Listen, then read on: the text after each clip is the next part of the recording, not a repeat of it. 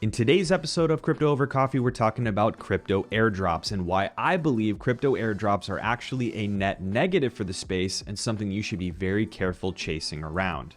Now, to be more specific about this, let's talk about crypto airdrops and what's going on right now in the space. Crypto airdrops are not necessarily a super new thing, but something that's become very popular for pretty much every launching project and protocol today. Airdrops are a mechanism by which a project team, particularly for L1 chains or L2 chains, DeFi protocols, they are encouraging people to come and bring liquidity to their project, to bring liquidity and basically bring your crypto in and interact with the protocol to bootstrap it. And in return, they will reward you in tokens. Now, there's a lot of projects out there that are offering airdrops and being very clear about it from the beginning. There are lots of projects who have not announced an airdrop, but people are speculating that there will be one. And the reason people like airdrops is because, well, you would imagine, well, it's free money, right? It's an ability for me to go and interact with a project, do certain tasks, add liquidity to a liquidity pool or trade on a DEX, etc. And then in return, I get native tokens for that particular protocol. So it's a means of distribution of tokens to reward early users. And in the very beginning of airdrops, that was the entire point, is to reward early participants, early users of a protocol, and help those people who have sort of deep-seated experience and in sort of investment in a given protocol to help them become a part of the governance process for the project. So you saw the Ethereum name service, for example, do an airdrop. They released tokens, and the whole point of that airdrop was to have people participating in governance based on how invested they were and how much they had interacted with ENS over the years, buying domains, using the different features of the protocol. Now, we've started to get away from the original idea behind airdrops. And as we've seen time and time again, like we did with the ICO, decent idea, but taken because of greed to a completely ridiculous level. I think crypto airdrops are the next ICO boom. They are unsustainable. They don't do what they're supposed to do in terms of building a sustainable community around a project. And I'll give you a few reasons why I think airdrops are actually a net negative here. Number one, crypto airdrops encourage people to use a protocol or to use a project for the wrong reasons. People go and use your DeFi protocol, they add liquidity, and then they start trading on that DEX, for example. And the only reason they're doing that is because they want to capture airdrop funds. As soon as that airdrop is released, those people are not wedded to or not necessarily guaranteed to continue using that DEX. That creates risk for other users of that DEX. Because if you have a bunch of large players who are just moving liquidity from one DEX to the next in order to capitalize on airdrops, and they yank the liquidity as soon as the airdrop launches, you then are often leaving your organically growing users holding the bag. That's a problem. The second reason, the second factor in this, building a community the wrong way, is when you financially incentivize your users, there becomes an expectation that that continues. And when you have that in a DEX, you're in a really rough place. There are really successful decentralized exchanges or DEXs like Uniswap that are having this problem right now, is how do we reward our users? How do we balance the economy around our DEX to adequately reward liquidity providers and just users of the DEX and holders of the UNI token? You see where you get this contention now between the holders of a governance token that may or may not have been airdropped, Uniswap's was, and the actual lifeblood of the protocol, the liquidity providers. So all of this to say, you're building a community based on a fleeting reward system that's not necessarily a long-term reward system. That's something that is not sustainable.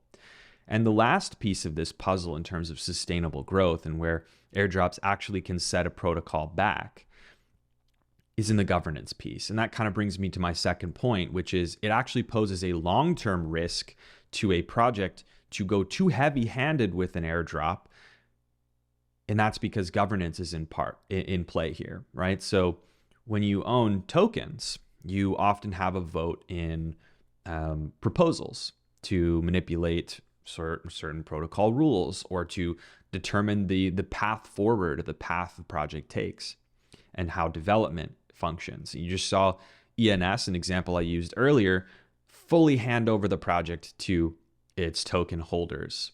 And in a way, that makes a lot of sense. That's what their goal was.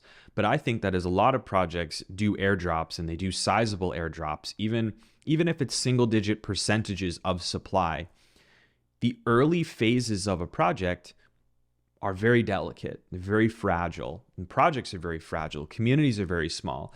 And when you have people coming in with size and claiming airdrops, then participating in governance and voting on proposals, you now have people who are not invested in any way except for financially in your project that now have voting power. But you also have to think about how you control the size of that voting power so that it doesn't sway the direction of the project going forward in an unforeseen way.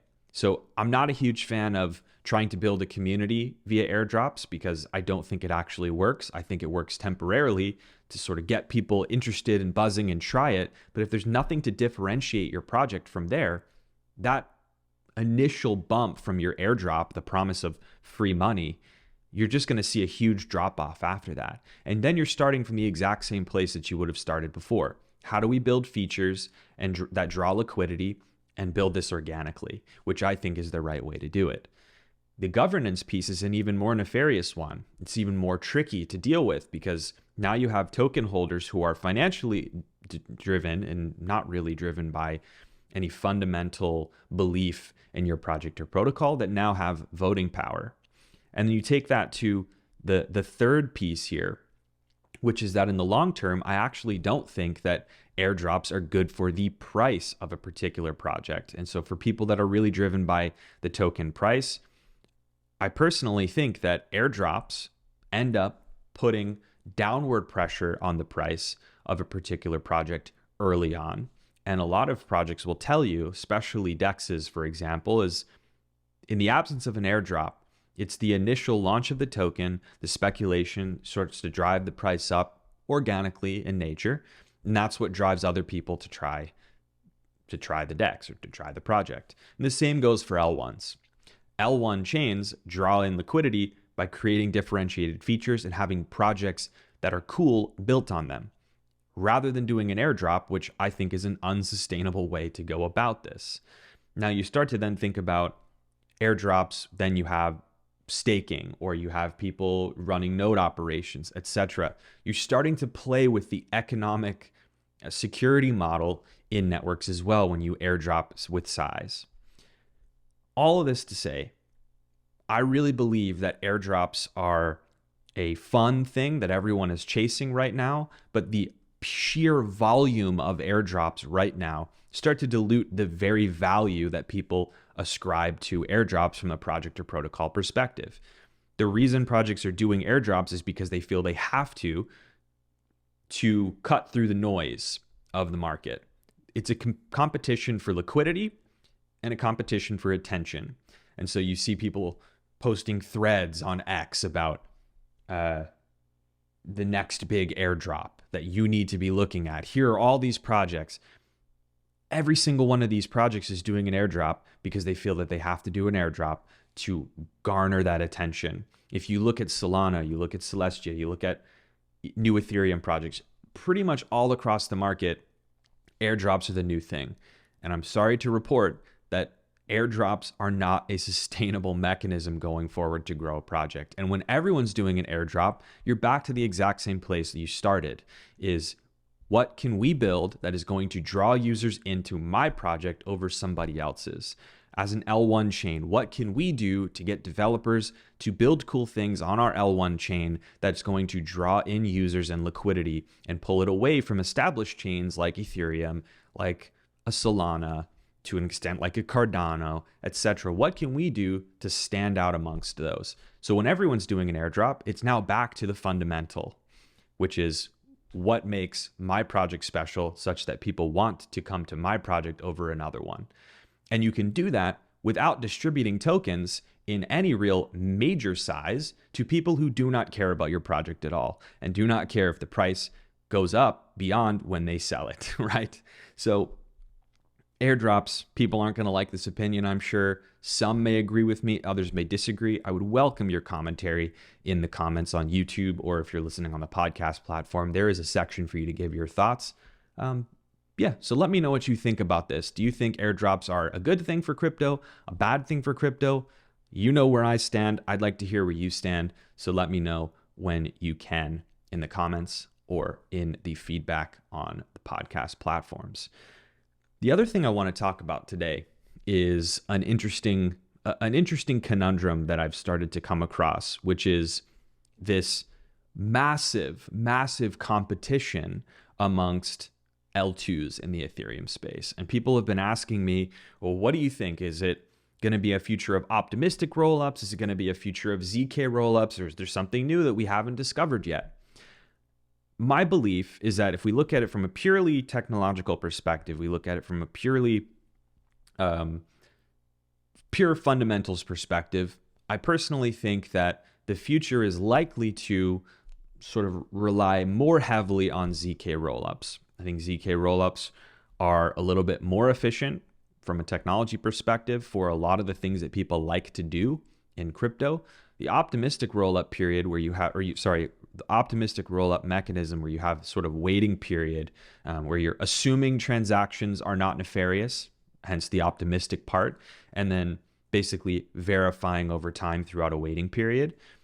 That definitely doesn't suffice for people that actually need to move funds from the L2 or they need to settle to the L1 faster.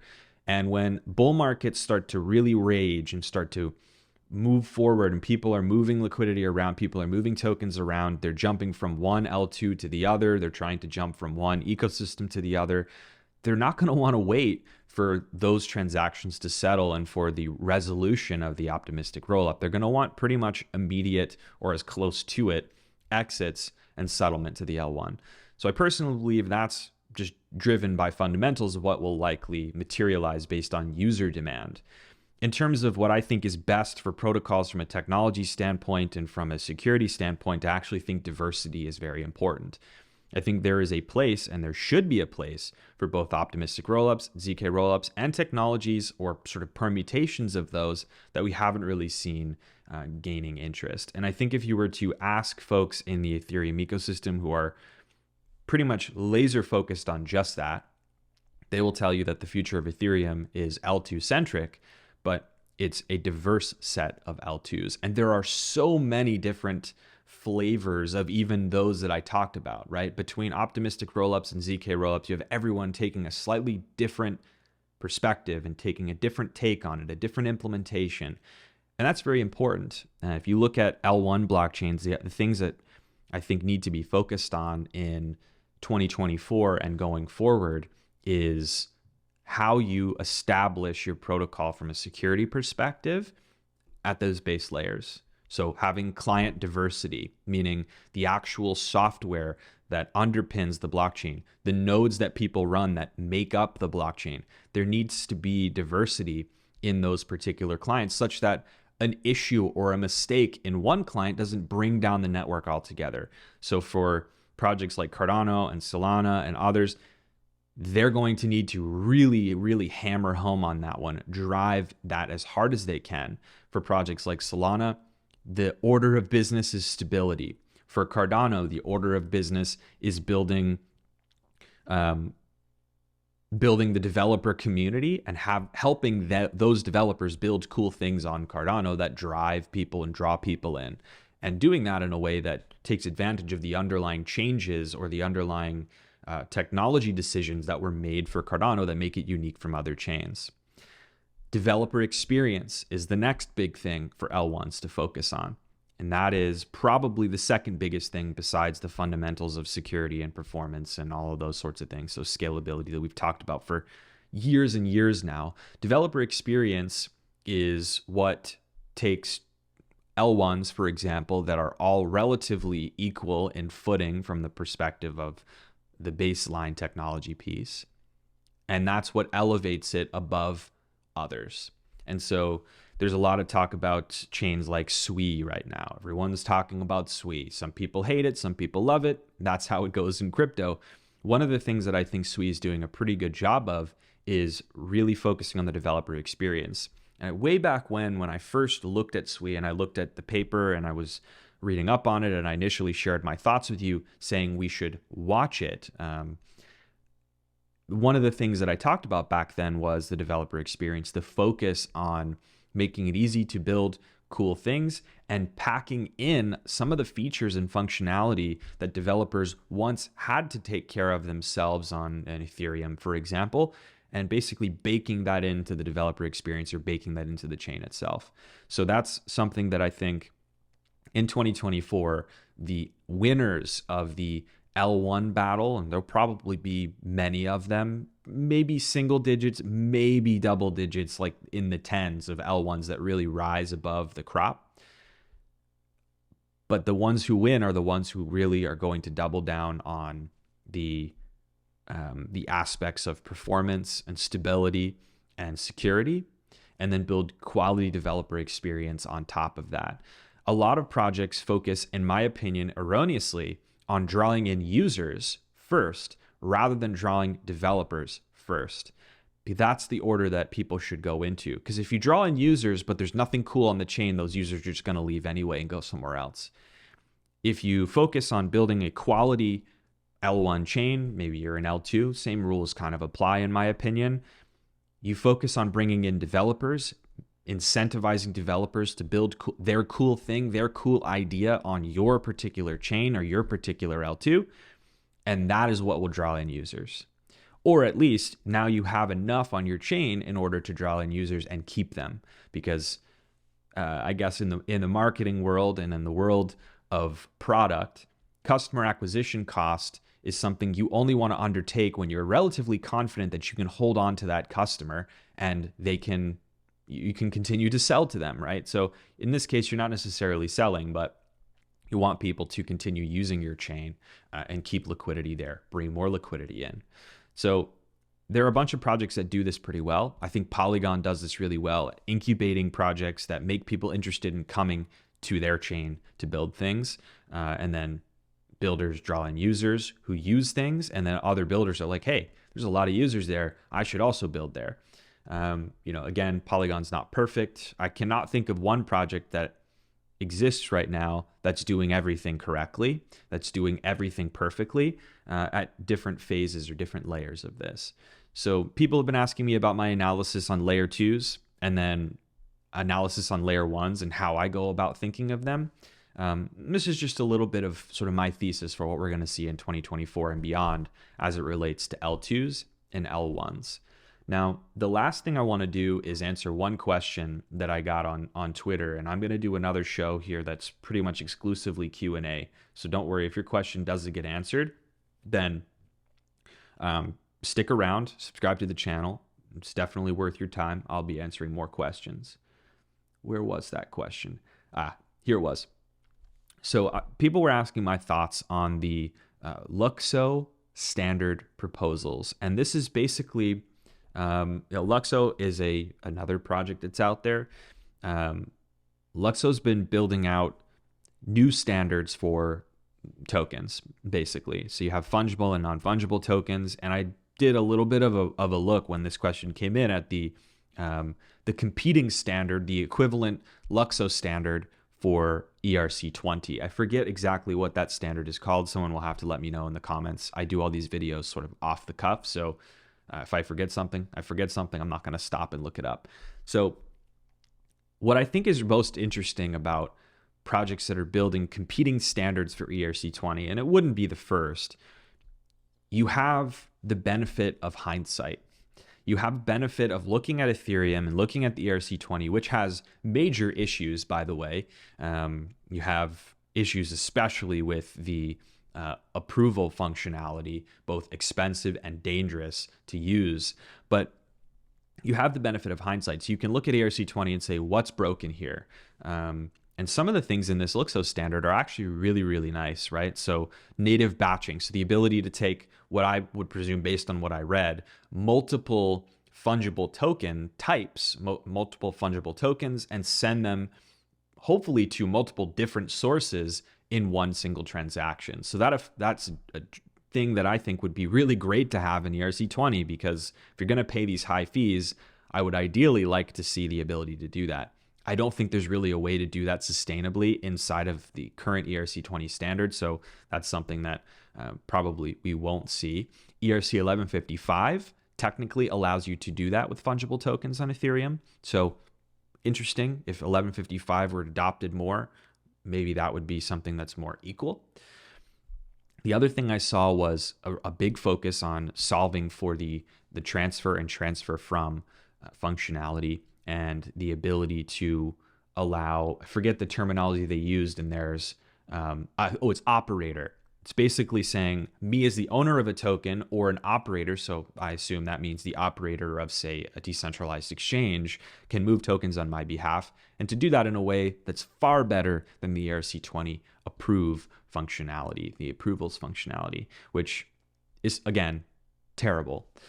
And then the last thing that I think is interesting in the Luxo standard is the ability to basically create a and see the terminology here doesn't make sense, but basically create a fungible, non-fungible token, which is just a paradox. It doesn't make any sense, but the idea here is more so to create a fungible item of which there's a multitude of supply and ascribe metadata to that. So if you think about a stackable item, my mind always goes back to RuneScape. That's the game that I used to play, the MMORPG I used to play as a kid and as a teenager, and actually as an adult still. I think it's fun.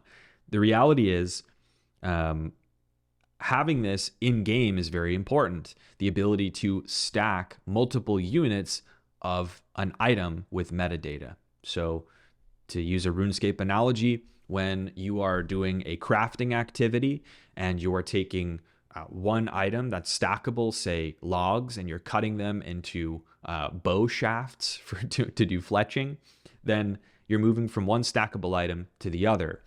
And using this standard where you have the ability to have units that are fungible with metadata would allow you to do potentially a burn action and a subsequent mint action for multiple different items with different metadata for that sort of crafting functionality. So I think very valuable. In the ERC20 standard, there's very limited metadata availability in the standard, and that limits what you can do with ERC20s and the different functions that you can set up with it. You can always extend ERC20 to do that, but then there's compatibility aspects that you have to think about.